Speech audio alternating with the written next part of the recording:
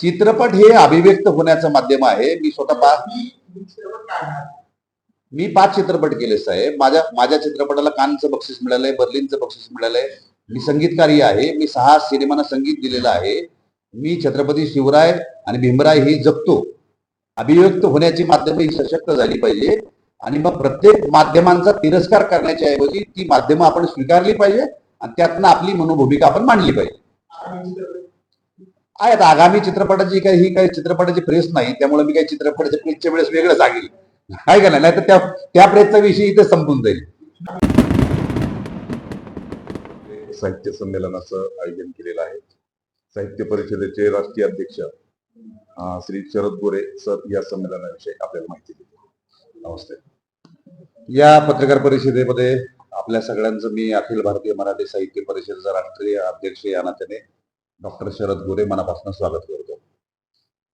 तर अखिल भारतीय मराठी साहित्य परिषद या संस्थेच्या वतीने 32वे अखिल भारतीय नवोदित मराठी साहित्य संमेलन आम्ही धाराशिवमध्ये घेत आहोत.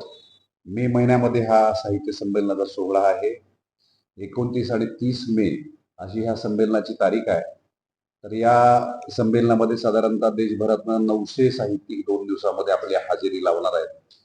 मग काही मराठी भाषिक परप्रांतामधले सुद्धा आहेत, कर्नाटकमधले, मध्य प्रदेशमधले, काही दिल्लीमधले, हरियाणामधले. तर या अगोदर हे साहित्य संमेलन पूर्वी आम्ही तुळजापूरला घेतलं होतं, लातूरला झालेलं आहे, उदगीरला झालेलं आहे, नांदेडला झालेलं आहे, छत्रपती संभाजीनगरला झालेलं आहे, संगमनेर, रत्नागिरी, नागपूर, गोंदिया अशा वेगवेगळ्या ठिकाणी हे साहित्य संमेलन दरवर्षी होत असतं.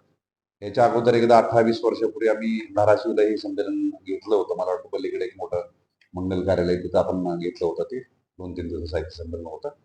तर या साहित्य संमेलनामध्ये साधारणतः प्रारूप जे आहे तर सगळ्या ग्रामीण महाराष्ट्राचं चित्रण जे आहे ते साहित्यामध्ये प्रतिबिंबित झालं पाहिजे. तर या साहित्य संमेलनामध्ये वेगवेगळे परिसंवाद आहेत, चर्चासत्र आहेत, कथाकथन आहे, कवी संमेलन आहे आणि उद्घाटनाचा सोहळा आहे. तर अशी साधारणतः साहित्यिक मेजवानी आहे. 2 दिवसाचे साहित्य संमेलन आहे. अनेक मान्यवर आम्ही त्याला आमंत्रित करणार आहेत की ज्यामध्ये विचारवंत आहेत, साहित्यिक आहेत, ज्येष्ठ, अशा सगळ्या लोकांना आपण वेगवेगळ्या सत्रांमध्ये त्यांचे विचार मांडण्यासाठी आपण आमंत्रित करणार आहे. हा साहित्य संमेलनाचा सोहळा आहे आणि या साहित्य संमेलनाच्या सोहळ्यामध्ये म्हणजे साहित्य नगरी आपली जी असते, या साहित्य नगरीला दिवंगत महाराष्ट्राचे उपमुख्यमंत्री लोकनेते अजितदादा पवार यांचं नाव आम्ही देण्याचं सगळं साहित्य परिषदेने ठरवलेलं आहे. महाराष्ट्राच्या जडणघडणीमध्ये माननीय अजितदादांचं योगदान हे वादातीत आहे. ते सामाजिक असेल, सांस्कृतिक असेल, विकासात्मक असेल आणि साहित्यामध्ये साधारणतः समाजाचा आरसा जो आहे तो उमटला पाहिजे, तो ध्वनित झाला पाहिजे, अशा प्रकारची साधारणतः भावना असते आणि ती भावना जोपासून आम्ही या साहित्य संमेलनाला लोकनेते अजितदादा पवार साहित्य नगरी असं नामकरण आम्ही करणार आहे. आणि या साहित्य संमेलनाची मोठी परंपरा आहे. या साहित्य संमेलनाचं उद्घाटन जावेद अख्तर साहेबांनी केलेलं आहे, पु ल देशपांडेंनी केलेलं आहे, पवार साहेब साधारणतः 30 वर्षापूर्वी आले होते. तर मोठी परंपरा आहे. अनेक मांदियाळी आहेत. साधारणतः सिंधुताई सपकाळ सुरुवातीच्या काळामध्ये जेव्हा त्यांनी सामाजिक काम सुरू केलं होतं तर त्यांनाही आम्ही पुण्यामध्ये या विचारपीठावरनं संधी दिली होती. आणि अगदी सुरेश भटांपासनं, केशव मेश्रामपासनं, दमा मिरासदारपासनं, नारायण सुर्वे, अगदी वसंत बापटापर्यंत सगळे मान्यवर, सगळे साहित्यिक जे त्यांनी या साहित्य संमेलनाचं अध्यक्षपद भूषवलेलं आहे. तर एक मोठी परंपरा आहे आणि साधारणतः ह्या साहित्य संमेलनाचं वैशिष्ट्य असं आहे की ग्रामीण भागामधल्या साहित्यिकांना सहसा संधी मिळत नाही. आणि आता मी दिल्लीच्या साहित्य संमेलनात सुद्धा कार्याध्यक्ष होतो. रेल्वे नेली होती, रेल्वेमध्ये साधारणतः बरीच सगळी लोक नेली होती. तर बऱ्याच वेळा नियमामध्ये अडकून लोकांना संधी मिळत नाही. माझ्याकडे जेव्हा ती संधी होती तेव्हा मी जवळपास 450-500 लोकांना मोफत नेलं म्हणजे साधारणतः मला अशी भावना वाटते की काही लोकांकडे पैसे नसतात पण त्यांना संधी मिळत नाही. अशा लोकांना संधी देता आली पाहिजे. तर या साहित्य संमेलनाचं वैशिष्ट्य असं आहे की आपण कुणाचा बोलीघाट, लहेजा वगैरे ह्या भानगडीत पडत नाही. सहसा प्रमाण भाषेचं साधारणतः फार पेव आहे महाराष्ट्रामध्ये की ह्याच भाषेत बोललं पाहिजे, त्याच भाषेत बोललं पाहिजे. आम्ही याच्या सगळ्या विरुद्ध आहे. ज्या भाषेमध्ये आपल्याला सहजतेने बोलता येतं, आपलं म्हणणं मांडता येतं, तर तीच भाषा जी आहे ती महत्वाची असते. आणि महाराष्ट्राच्या बोलीभाषा ज्या आहेत साधारण 55 बोलीभाषा महाराष्ट्रामध्ये बोलल्या जातात. त्या बोलीभाषेचं अस्तित्व जोपर्यंत टिकून आहे तोपर्यंत आपली संस्कृती जी आहे ती ती बळकट आहे या मताचा मी आहे. स्वतःचं एक अस्तित्व असतं त्या भाषेचं, ते जपलं पाहिजे. आणि जगात कुठलीही भाषा प्रमाण नाही, सगळ्याच भाषा प्रमाण आहेत. पण काही आपण बघतो की कथाकथित पंडितांनी या सगळ्या चौकटीमध्ये अडकवून ग्रामीण भागातल्या उपेक्षित वंचित लोकांची आक्रंदनं साहित्यातनं मांडण्याची भूमिका ज्यांच्या मनामध्ये आहे त्यांना कुठंतरी कुंपण घालण्याचा प्रयत्न केलेला आहे. आणि त्याला छेद देत मला असं वाटतं की ही सगळी गोडवा जो आहे, मराठवाड्यात सुद्धा एक वेगळी भाषा आहे, धाराशिवची वेगळी भाषा आहे. प्रत्येक भाषेचं स्वतःचं एक अस्तित्व आहे, ते टिकलं पाहिजे. आम्ही इथं येणाऱ्या प्रत्येक साहित्यिकांना या साहित्य संमेलनामध्ये आम्ही संधी देतो. त्याची जात, धर्म, पंथ, तो आमचा आहे, जवळचा आहे, लांबचा असं काही बघत नाही. आणि मला वाटतं आम्ही एक आयोजक या नात्याने सगळ्यांना संधी देणं हे आमचं काम आहे.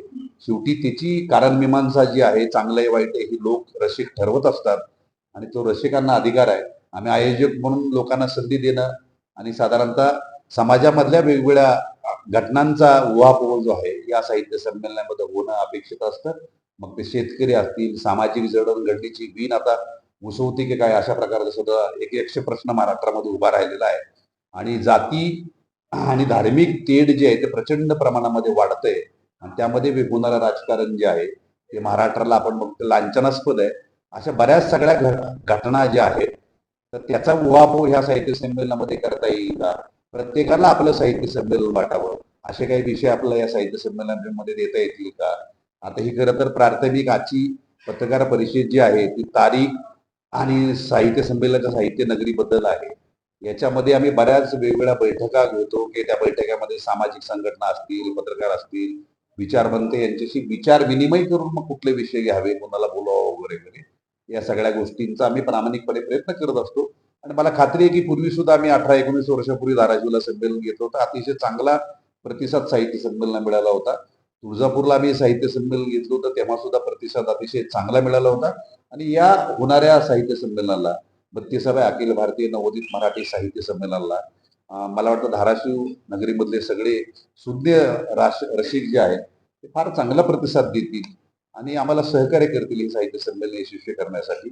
हे साहित्य संमेलन जे आहे तुमचं आमचं सगळ्यांचंच आहे. तर अशा प्रकारचा हा प्रामाणिक प्रयत्न आहे आणि वेगवेगळ्या गोष्टी काय करता येतात का अशा प्रकारचा प्रयत्न आम्ही करतोय. आणि साधारणतः आता फक्त तारीख आणि साहित्य नगरीचं नाव या दोन गोष्टी केलेल्या आहेत. आणि जसं जसं पुढं काही दिवस जातील, बैठका होतील, प्रोग्रेस होईल, त्यानंतर मग पुन्हा सगळ्या गोष्टी आपल्याला अवगत केल्या जातील.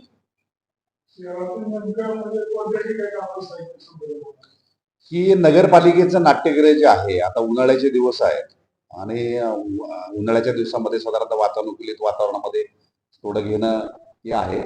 आणि कार्यक्रम हा रात्री 12-1 पर्यंत उशिरापर्यंत चालणार आहे. सकाळी कार्यक्रम सुरू झाला की उशिरापर्यंत चालणार आहे. सकाळी परत लवकर दुसरे 7 वाजता सुरू होईल. कारण का आम्ही काय झालं की पूर्वी आम्ही उन्हाळ्याच्या दिवसामध्ये मला वाटतं पलीकडे कुठलं कार्यालय मोठं कार्यालय पुष्पकला आम्ही एक संमेलन हेच संमेलन घेतलं होतं एक 18-19 वर्षापूर्वी. पण काय झालं की उन्हाळ्याच्या दिवसामध्ये फार लाही होते आणि लोकांची इच्छा जरी असली तर तिथं बसणं जरा थोडं कठीण होतं. तर आम्ही थोडं हा निर्णय जो आहे की लोकांच्याही सोयीचा व्हावा, तिथं रसिकांना सुद्धा बसता यावं, त्याचा आस्वाद घेता यावा. तर म्हणून मग आम्ही हा निर्णय घेतलेला आहे की नाट्यगृहामध्ये आपल्याला रात्री उशिरापर्यंत सुद्धा कार्यक्रम करता येतो आणि येणारी सगळी लोक जी आहेत त्यांची सोय सुद्धा चांगली करता येते. साहित्य संमेलन आहे नवोदित लोकांसाठी साहित्य संमेलन मोठ्या प्रमाणात असं असताना देखील अनेक जातींचे साहित्य संमेलन सध्या होऊ लागले. जैन समाज साहित्य संमेलन असो, दलित समाज साहित्य संमेलन असो, धनगर समाज साहित्य संमेलन असं काय नेमकं होऊ लागलं? नाही, मला असं वाटतं की एक प्रकटीकरणाचं एक माध्यम जे आहे ते माध्यम फार पूर्वी काही कथाकथित लोकांनी बऱ्याच लोकांना वंचित ठेवलं व्यासपीठ देण्यापासून. आपण परंपरा बघतो एकाच जातीची एकाच धर्माची लोकांची मक्तेदारी असावे काय, अशा प्रकारची बिराददारी असावे काय, असा माणसाला प्रश्न पडावा. आणि एकाच जातीची लोक कसे काय अध्यक्ष होतात हा सुद्धा एक मोठा प्रश्न आहे. मला वाटतं साहित्यिक आणि साहित्यिकांची भूमिका जी आहे जातीच्या पलीकडे धर्माच्या पलीकडे वैश्विक असली पाहिजे. आता खरं तर हे स्वागतार्ह आहे. साहित्य संमेलन स्वागतार्ह आहे. त्यांची परंपरा जी आहे महावीरांनी घालून दिलेली सगळी परंपरा जी आहे त्याला सुद्धा एक मोठा इतिहास आहे. तो इतिहास आज नवीन पिढी पुढे येत जर असेल त्या माध्यमातून तर चांगली गोष्ट आहे, स्वागत केलं पाहिजे त्याचं. दलित साहित्य संमेलन चांगली गोष्ट आहे. मला वाटतं की महाराष्ट्रामध्ये एवढे युगनायक होऊन गेलेले आहेत. छत्रपती शिवाजी महाराज असतील, ज्योतिराव फुले असतील, बाबासाहेब आहेत, संभाजी महाराज आहेत, तुकडोजी महाराज आहेत, नामदेव महाराज आहेत. अनेक लोकांची मोठी वैभवशाली परंपरा आहे. अगदी आपण इथलं बघितलं, ह्याच भूमीमधले गोरा कुमार संत, मोठी परंपरा आहे. पण परंपरा कुठं खंडित होती की काय, असाही प्रश्न आहे. सोयीच्या पद्धतीने राज्यकर्ते जे आहेत ती युगपुरुषांना वापरतात. त्यांच्या सोयीच तेवढं मांडायचं. मला वाटतं सामाजिक निकोप दृष्टिकोन जो आहे तो अगदी निरपेक्ष पद्धतीने साहित्यिकांनी विचारवंतांनी समाजापुढे ठेवायचं काम केलं पाहिजे. पण आज काय होतंय दुर्दैवाने की राज्यकर्ते ही वाटणी करू लागले ती युगपुरुषांची जातीपुरती. हा ह्या जातीचा, हा आमचा, तो तुमचा. मला वाटतं युगपुरुष हा कुठल्याही जातीचा, कुठल्याही धर्माचा नसतो. जिथं हवा येते, जिथं सूर्य पोहोचतो त्या ठिकाणी युगपुरुषांचे विचार पोहोचलेले असतात. म्हणून साहित्यिक आणि विचारवंत जे आहे ते मानवतेचं गुणगान गाणारे असावे, अशा प्रकारची आमची धारणा आहे. त्यामुळे आमचा प्रामाणिक प्रयत्न आहे. जसं मी म्हटलं की यापूर्वीचा इतिहास जर आपण बघितला तर आम्ही अगदी आयत्या वेळेस येणाऱ्या माणसाला सुद्धा आम्ही संधी देतो. का कविता म्हणायची असेल, कथाकथन करायचे असेल, आम्ही आयोजकाच्या माध्यमातून काय चित्रपट हे अभिव्यक्त होण्याचं माध्यम आहे. मी स्वतः मी 5 चित्रपट केले साहेब. माझ्या चित्रपटाला कानचं बक्षीस मिळालंय, बर्लिनचं बक्षीस मिळालंय. मी संगीतकारी आहे. मी 6 सिनेमांना संगीत दिलेलं आहे. मी छत्रपती शिवराय आणि भीमराय हे जपतो. काही लोक वाचतात ते आचरणात आणत नाही.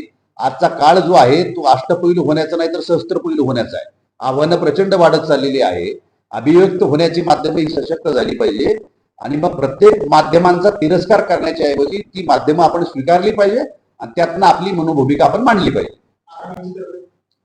आहे आता आगामी चित्रपटाची ही काही चित्रपटाची प्रेस नाही, त्यामुळे मी काही चित्रपटाच्या प्रेसच्या वेळेस वेगळं सांगेल, आहे का नाही तर त्या प्रेसचा विषय इथे संपून जाईल. धन्यवाद सगळ्यांना.